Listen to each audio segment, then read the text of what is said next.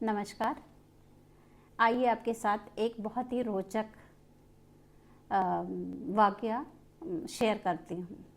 शायद आपने इस वाकये के बारे में, इस घटना के बारे में सुना हो, पढ़ा हो, जाना हो, लेकिन मुझे लगा कि कुछ अच्छी चीज़ें आप लोगों के साथ शेयर ज़रूर करनी चाहिए।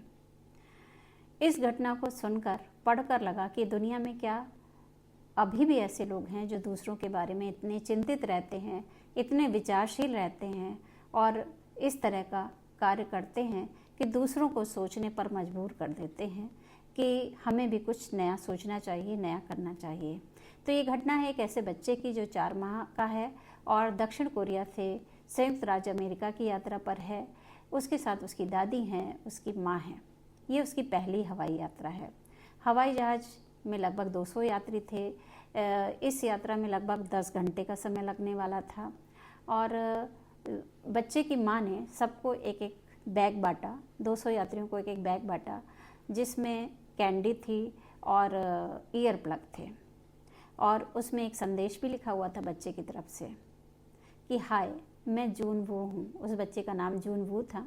मेरी उम्र 4 माह है और ये मेरी पहली हवाई यात्रा है। मैं अपनी दादी और अपनी माँ के साथ यात्रा पर हूँ और ये चूँकि पहली यात्रा है मेरी, हवाई उड़ान मेरी पहली है, इसलिए मैं डरा हुआ हूँ और नर्वस हूँ।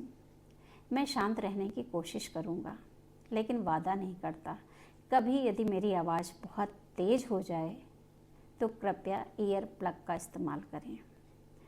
मैं नहीं चाहता कि आपकी यात्रा के आनंद में कोई बाधा पड़े। अंत में माँ की तरफ से भी एक मैसेज था, एक संदेश था कि दूसरों की स्वतंत्रता के प्रति सम्मान का प्रदर्शन। महिला की सोच को दिल से सलाम है। जिसने दूसरे यात्रियों के बारे में इतनी गंभीरता से सोचा, उसे लगा कि उसके बच्चे के रोने के कारण दूसरों की यात्रा बाधित ना हो, दूसरे जो यात्रा का आनंद ले रहे हैं उसमें कोई खलल ना पड़े। तो उसने इस समस्या का हल इस प्रकार से इतने विचारशीलता के साथ निकाला।